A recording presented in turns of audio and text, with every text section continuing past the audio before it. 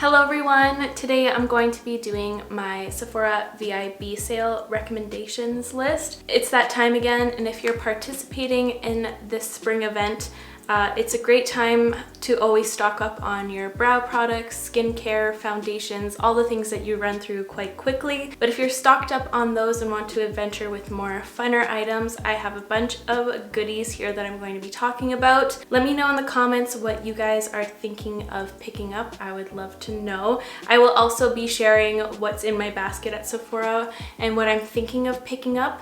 I'm not sure if I'm going to purchase my whole basket. I think I have to edit it, but it's everything I would like to try out in the near future. So the sale is, I have a little card right here. I'll put it somewhere on the screen so you can see it a little bit better. So VIB Rouge is 20% off starting the 17th, so that's the earliest that it starts, and then VIB is 15% off, and that starts the 21st.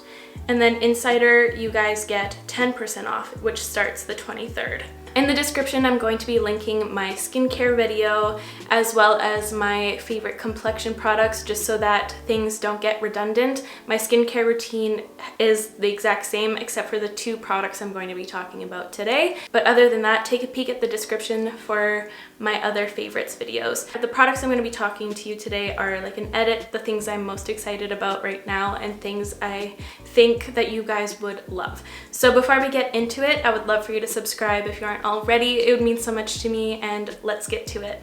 So the first product I want to recommend to you is a self-tanner, and it is the Isle of Paradise self-tanning drops. I like them because they are see-through. You just mix them into your normal moisturizer, and that way it's just a lot easier for your skin to adjust to it. And I love how it's see-through so you don't stain your sheets or anything like that. I like to put this on before bed so I wake up nice and tanned. They do have 3 shades. They have light, medium, and dark. I have the shade medium. Highly recommend these. These are great. They're very powerful. I usually use 2 to 3 drops depending on how tanned I want to be. I'm wearing them right now on my face and neck. This is a really great option. I did want to speak a little bit about the tanning water. I don't really like this one at all because you spray it on and I feel like you waste a lot of the mist that's getting sprayed, and it's really easy to miss areas. So I just spray it and then I rub it in with my hands. But the reason why I'm wearing a sweater today is because I really messed up and it's really patchy in areas. So I wouldn't recommend the water. I would maybe recommend using a different, more moussey one for the rest of your body and this one for your face, since it's easier on your skin because you use your normal moisturizer. Love this stuff so much. I've been using it a lot. If you're looking for a nice tanner, I'd recommend this guy, and it's also vegan friendly, cruelty free, and organic. So it's great. Next thing I want to talk about is a mask. I'm going to do my 2 skincare products, then I'll move on to the makeup products. So I've recently tried out the Herbivore Prism products. These are so nice. So I really love the mask for like once a week when my skin feels really dull and it just needs a reset and a smooth out. So this has 20% AHA and 5% BHA. My label here is getting scrubbed off, so that was a little bit tricky, but this is great. I use this once a week because it is quite intense, but holy moly does this ever work. It is crazy. It just like completely smoothens out my complexion and just makes me look so glowy, and it's amazing. It's such a good mask and I highly recommend it. It's so worth it. And they also do have a serum version if you don't want to go for a mask, if you want to use it kind of a nightly situation. This one has 12% AHA and 3% BHA. So this is a really great option as well if you want more of a lighter dose. I really love AHAs and I really built up my tolerance to them, I guess. I think they're very effective for my skin, so I have been completely in love with these. But if you like to use your exfoliating products every day, I would go for this one, since this one is kind of like a weekly basis thing. I recommend these both very much. I was gonna say very a lot. That does not make a sense. Now let's get into the makeup products, and I'm first going to start off with products I'm super excited about. These are the Tower 28 blushes. They're beautiful cream blushes. I have 2 shades, Golden Hour and Magic Hour. I'm wearing the more orangey one, which is Golden Hour right now. These have such an amazing staying power.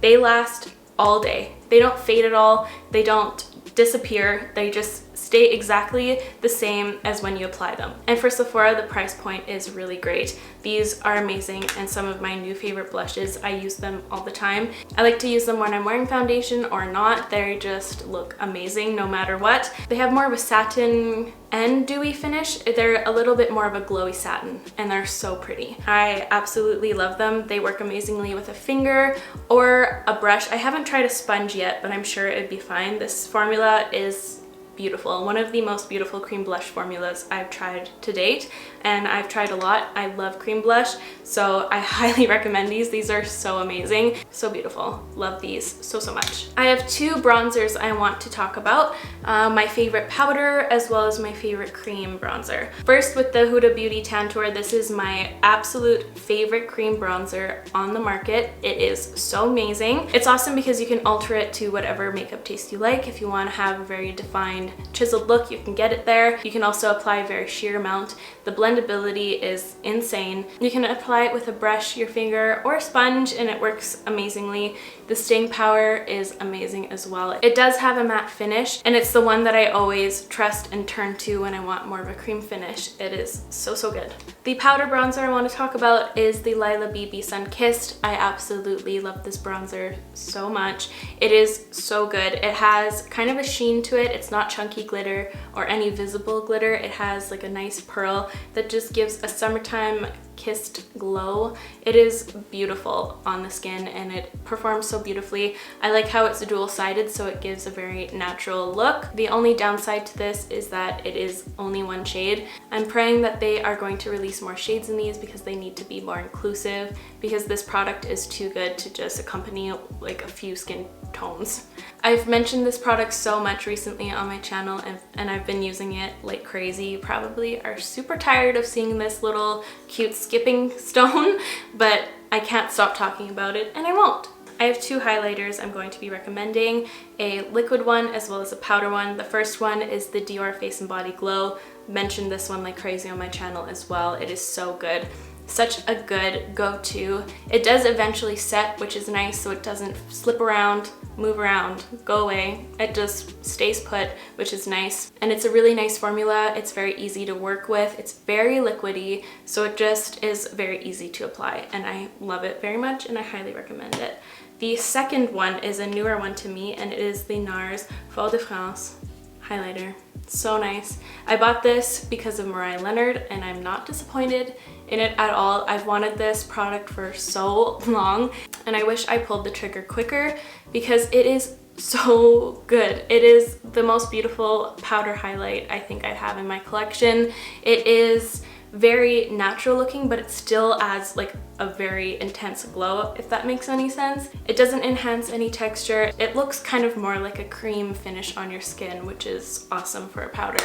Highly recommend this one if you're more into powder highlights. Before I get into the eye products, I have two lip oils here that I want to talk about. The first one is the Kosas lip oil. I only have one shade in this so far. I'm going to be picking up more in the sale. I want to get the shade Dip, but I only have Jellyfish because I use clear glosses more so than tinted ones. I find I usually layer them on top of more satin lipsticks or any lipsticks, and this formulation is so nice. It's very plush. It's not like the Glossier gloss that gives kind of like a glass finish, like more of a thick looking finish, very pillowy. This one is very plush and it does give a nice glossy finish, but it doesn't like cover any lip lines or anything. But this is a super comfortable, non-sticky formula and it's just nice for every day. Also, last thing, the packaging is so cute. I love this blue rippled effect. It just looks like water to me. And I love the lettering on the tube as well. It's so cute and aesthetically pleasing. And the other lip oil I wanted to talk about is this one from Dior, and this is the Lip Glow Oil in the shade 012 Rosewood. These are a newer product from Dior, and I would recommend the more tinted ones compared to these guys right here that are more see-through. These all look identical on the lips and they're basically like a clear gloss, but this one does add like a nice tint to your lips, very subtle, but it is beautiful and very unique to my collection. I've been using this one like crazy. If I just want to have a subtle tint, I'll just throw this on. It's beautiful, and this is the shade I would recommend. Here, I'll just quickly swatch them so you can see on my hand. So here, hopefully you can see. Oh yeah. See that? Well, there's not much to see, but this is the tinted one, and these are the other three that are see-through. There's like a subtle tint, but once it's on your naturally colored lips, it's like completely invisible, and it's just like a clear gloss. But highly recommend Rosewood if you want like that little tint. And if you really like the formula, maybe buy one of them, but you don't need more shades in the more see-through shades at all. You're definitely wasting your money if you buy the whole collection. Now let's get into the eye products. I do have quite a few eyeshadow palettes I'm going to be talking about, but before that, let's get into mascaras. I have three favorite mascaras here. The first one is the JULIAA mascara. They recently did a revamp of all their packaging, so the packaging is different now, but it's the same. I love this mascara because it's very lengthening and voluminizing at the same time. It's great. I love the brush so much. It's very unique because you get so many different combs on it. You get one side that's kind of angled so you can really pile on the mascara. Then there's a fine tooth comb on the other side so you can really push that product outwards and really lengthen your lashes. And this is a great one. It does not smudge. It does not flake on me, and it's also made with nice ingredients. JULIAA is considered a clean beauty brand, and I truly love their products. They're probably one of my favorite clean beauty brands from Sephora. So if you're looking for a product like that, this is a great mascara. My second favorite mascara is a very dramatic one, and is the one I'm wearing on my top lashes today, and that is the Pat McGrath Fetish Eyes Mascara. This will give you volume and length and volume and volume and volume. This is the most volume giving mascara I've ever tried. It's insane, and you can build and build and build the volume until you're happy, until your lashes are up to here if you'd like. I don't understand the power that's in here. It doesn't flake or smudge on me either, and I've loved this one probably over a year, and I've gone through a couple tubes of this guy. It's so good. And the last one I wanted to talk about is a newer one, and this is the Anastasia Lash Brag. This one is kind of similar to the Pat McGrath one. It gives you volume like crazy right away, and it's very easy to apply. It's just less voluminizing than the Pat McGrath. It's kind of like a nice mix between the two. It kind of gives like a medium volume, but it still lengthens as well. And this one does smudge on my lower lashes. I just wanted to mention that, but for my top lashes, it's amazing. I usually use these mascaras as my top lash mascara, and I use the Glossier Lash Slick as my bottom lash mascara, since that one does not smudge or go anywhere at all. Those are all my favorite mascaras, my go-tos, my faves. And now let's get into the eyeshadow palettes. The first one I want to recommend if you're just someone who just needs something for every day, you don't need a whole palette, or if you get overwhelmed by palettes. I totally used to be one of those people, but this is the Kaja Beauty Chocolate Dahlia Stack. It's great for everyday wear. You just get 3 shadows in here. You get a nice neutral transition shade, as well as a nice chocolatey deepening shade. And then you also get a beautiful light toned shimmer shade in here that is very stunning. So this is a great go-to stack. This is one of my everyday go-to palettes if I just need to add a little definition or I don't have time to really think about my look. This is a great go-to. Just wanted to throw that out there. The formulation is beautiful and so creamy and buildable. It's very dreamy, and I love these things so much. And now for my all-time favorite palettes. I've been getting so many DMs and questions about these guys and which ones I would recommend to you the most. So my number one favorite palette out of all of my collection is the Natasha Denona Biba palette. Specifically for neutrals I'm talking about, but this is my all-time favorite neutral palette. I've been talking about this for ever since it came out, honestly. It's been in probably all of my Sephora VIB recommendation videos because it's a great time to purchase one of these since you can get a little bit off, since these guys are ridiculously expensive. But the formulations in here are beautiful. You get a couple of formulas. You get her cream powders, her shimmers, and I think that's it. But her shadows perform so beautifully. They're very smooth and reliable. They just blend like a dream and give such a nice soft look to your eye. And this black in here is the most user-friendly black on the planet. Maybe not on the planet, but that's ever come across my collection. It is a cream powder formula, so you can really sheer it out. And it's a great one to use as a base if you want to apply other shimmers on top to enhance like the duochromeness or anything like that. I do have a video like that with the Melt Cosmetics stack I forget, I did an oil slick look with it and I layered it on top of this and it made such a beautiful effect. This palette will never go out of style because you get your warm tones, you get your pinkier tones and your cool tones and your mustard tones. It's like an all year round palette. Whatever mood you're in, this can suit your mood. It's great and I can't speak enough good things. I even took this camping with me. So you can tell, like, I can't be without it. So next I wanted to talk about my favorite Melt Cosmetics palettes. I've been getting lots of questions about which ones are my favorites or which ones I recommend to you the most. These are my 3 favorites right here. The ones I find to be the most worth your money and the most unique as well, that will really stand out in your collection. My #1 favorite is the Gemini palette. This is the original one that came out when it first came out, so it's quite old, but it's still my favorite. She's a little bit well loved. I've dropped her a few times, which is really sad. So the shimmers have been repressed and chipped and, you know. But this is a really unique palette to me. I love the mossy greens. I love these more mustard tones in here, and the neutrals in here are amazing. And the black shadow is a really intense black. It is such a beautiful palette. You can achieve so many interesting looks with this, and I think it would be a superstar in your collection and really stand out if you've been thinking about this. I've been recommending this guy for a long time as well. My second favorite palette from them is the McGrath palette, and is the one I'm wearing on my eyes right now for a little teal moment in here. And I love this palette because it is just breathtakingly beautiful every time I open it. The tones in here are just so pleasing to the eye, and I think it's really unique. You can pair it with other eyeshadows, with other neutrals if you want to, but you can create beautiful looks out of here if you want to do more vampy red looks, navy looks, teal looks, the whole shebang. It's in here. One of the most unique palettes on the market and one of my favorite color combinations from a palette. I think this one is super unique and I love looking at this. It's very inspiring to me. And the last one I want to talk about, and their newest one, is the Rust palette. This is the revamped version of their Rust stack, one of their OGs, the one that really put them on the market and on the map in the beauty industry. So this just brings back a lot of great memories and the formulation is beautiful. I will say that if you have the Biba palette already, you wouldn't really need the Melt one unless if you really like the differences in formula. The way I would describe the differences in their formulas, Natasha Denona will give you a very softened,